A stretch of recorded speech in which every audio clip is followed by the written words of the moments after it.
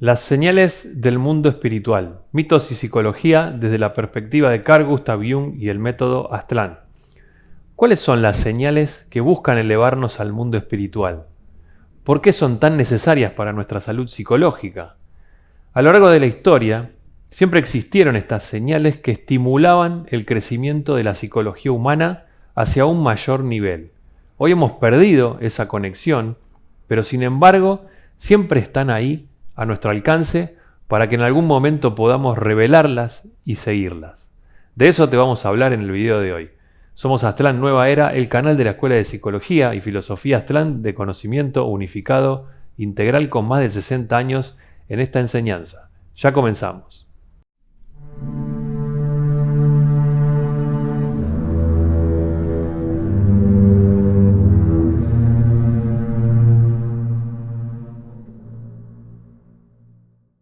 En el video anterior hablábamos de la idea de Carl Gustav Jung de los arquetipos y explicábamos que un arquetipo era una idea a priori en nosotros, un principio que opera desde nuestra mente inconsciente y nos induce a realizar y vivir experiencias en el mundo físico.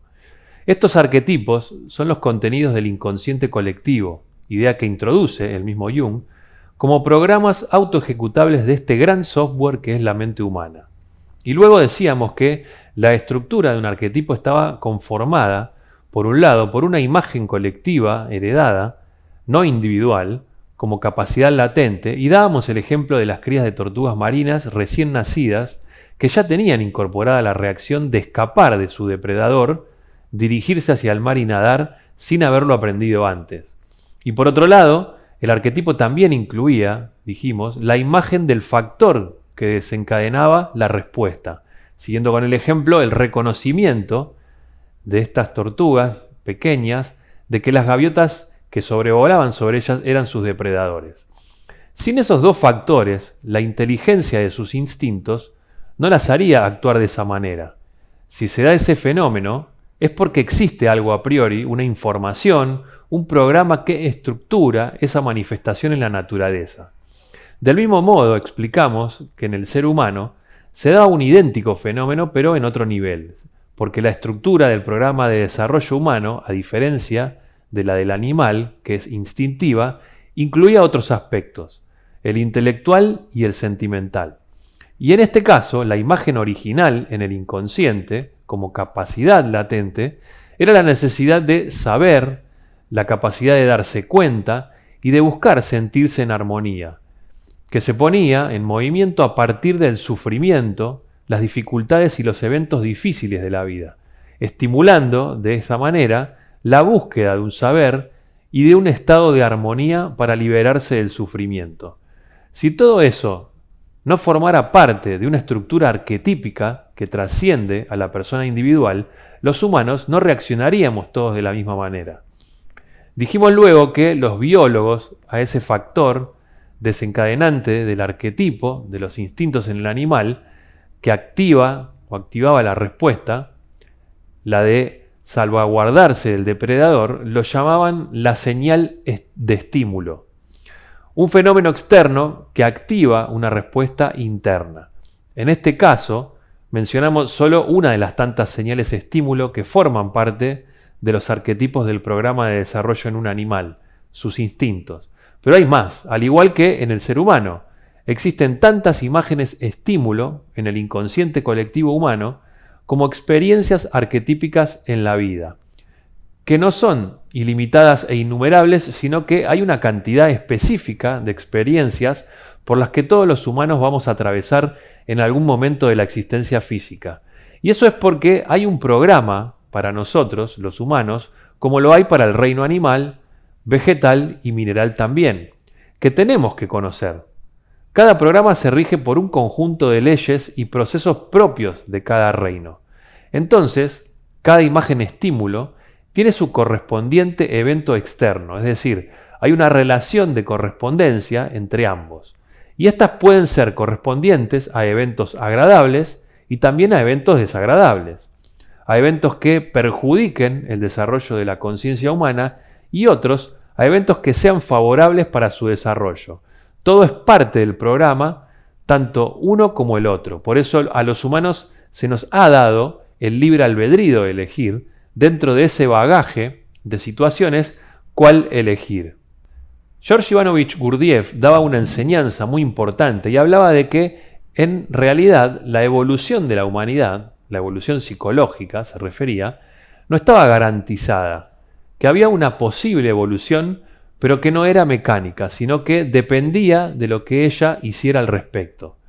Es análogo a un juego con sus reglas, donde el jugador que tiene éxito es aquel que, conociendo dichas reglas, sabe cómo usarlas en su favor, no haciendo cualquier cosa. Ahora, a nivel colectivo, como la mayoría de la humanidad no es consciente del proceso, depende de factores externos, de estímulos externos que la ayuden a encaminarse en esa evolución.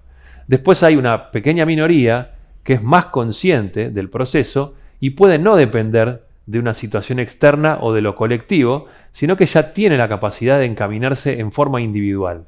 A pesar del contexto externo o colectivo, a nivel individual puede orientarse en esa dirección.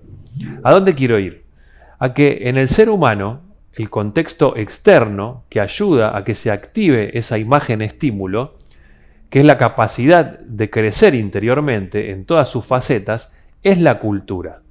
La cultura incluye un conjunto de conocimientos que el ser humano necesita saber, incluye también la formación a nivel de los sentimientos para aprender a convivir con los demás humanos y también un conjunto de acciones y roles que favorecen a ese desarrollo. ¿Por qué la humanidad siempre necesitó de la cultura? Los animales no necesitan cultura, están bien en su hábitat. Ahora, los humanos necesitamos cultura para crecer. Si no hay cultura, hay embrutecimiento e involución, hay decadencia. Aunque no esté creada, nos fue dada la capacidad y la posibilidad de crearla. O sea, puede haber cultura o puede haber anticultura, aquello que llamamos cultura, pero que en realidad es una desviación. Pero en definitiva siempre hay algo que ocupa ese lugar. No es que no hay nada.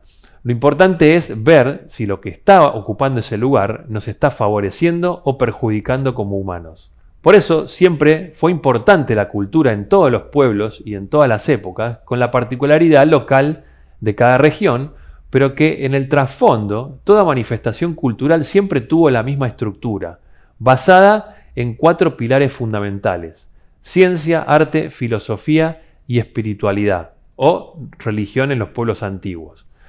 ¿Por qué nos gusta el arte, por ejemplo, o la música? ¿Por qué queremos saber? ¿Por qué necesitamos algo que nos permita vivir mejor en armonía? Es porque están en nosotros los arquetipos que pulsan desde el mundo interior para que busquemos nuestra realización. Y los mitos, como parte de una expresión cultural, también responden a estas necesidades internas del ser humano. Actúan como vehículo de estas imágenes estímulo para llevar a los individuos a un desarrollo. Los sabios de la humanidad, conociendo esto, son los que siempre crearon la cultura y se encargaron de mantenerla. Por eso los mitos, que son representaciones de arquetipos internos, eran diseñados por los grandes sabios con imágenes antropomórficas. Es decir, que estos arquetipos eran representados con forma humana para que el individuo del pueblo pudiera comprender un proceso determinado, porque directamente no podía asimilar una idea abstracta. Siempre hubo, en la humanidad, 3 culturas conviviendo en simultáneo, una idea que en el Cuarto Camino Gurdjieff presenta como las culturas C, cultura B y cultura A. La cultura A hace referencia a Gurdjieff a la minoría consciente de la humanidad, que son los sabios y maestros de todos los tiempos, las escuelas de filosofía y de los misterios mayores, por ejemplo, en Grecia. Este grupo es el que se encarga de crear la cultura y educar al resto de los humanos. Dan la enseñanza, en un momento dado, y los conocimientos de las ciencias, el arte y la espiritualidad. Son los que mantienen los conocimientos en resguardo para la humanidad. En algunos ciclos históricos están al frente de un Estado y en otros ciclos históricos están detrás del foro, pero siempre están ahí. Representantes de esta cultura fueron Jesucristo, Buda, Mahoma, los filósofos griegos, las escuelas de la India y modernamente Krishnamurti, Gurdjieff, Madame Blavatsky y el mismo Jung. Son los que cuidan y atesoran todos los conocimientos que siempre fueron los mismos a lo largo de los milenios. Luego está la cultura B, que es cuando el conocimiento de la cultura C desciende y se transmite a través de libros y escritos. Aquí no hay una instrucción directa de un maestro a su discípulo, y es toda la actividad académica, por ejemplo, e intelectual, son los científicos como intérpretes, se refiere Gurdjieff, no las ciencias en sí mismas, objetivamente hablando. Ese es un conocimiento de la cultura C. Y por último está la cultura A, que son todas las expresiones de las dos culturas anteriores, pero en un nivel popular. Por ejemplo, la música, el folclore de un pueblo, hoy modernamente el cine, la televisión, las modas, que adoptan un rasgo particular en cada época. Hoy estamos en presencia de un momento histórico muy importante en el que los conocimientos de la cultura C están resurgiendo y queriendo volver a formar parte de nuestra cultura general. Por eso es importante empezar a acercarnos a ellos si queremos encontrar una guía que nos permita volver a esa armonía que estamos buscando.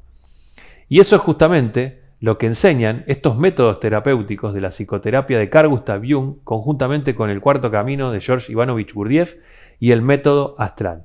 Así que te invitamos a estudiar con nosotros y a continuación te dejamos el video presentación del curso y abajo en la descripción vas a encontrar toda la información y los datos de contacto. Bien, hasta acá llegamos con el material de hoy. Si te gustó este video, podés darle like, suscribirte a nuestro canal y hacer clic en la campanita para recibir las notificaciones de nuestros próximos videos. Nos vemos la próxima. ¡Chao!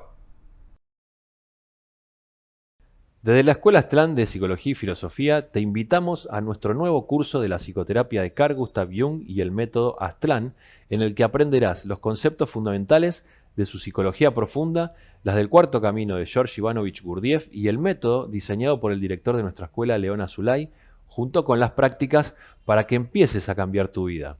Estos métodos te permitirán descubrir conceptos fijos que impiden tu felicidad, agudizar tu inteligencia mental y emocional, lograr mayor seguridad y superar las barreras y miedos, y aprender a ser tú mismo, entre otras cosas más.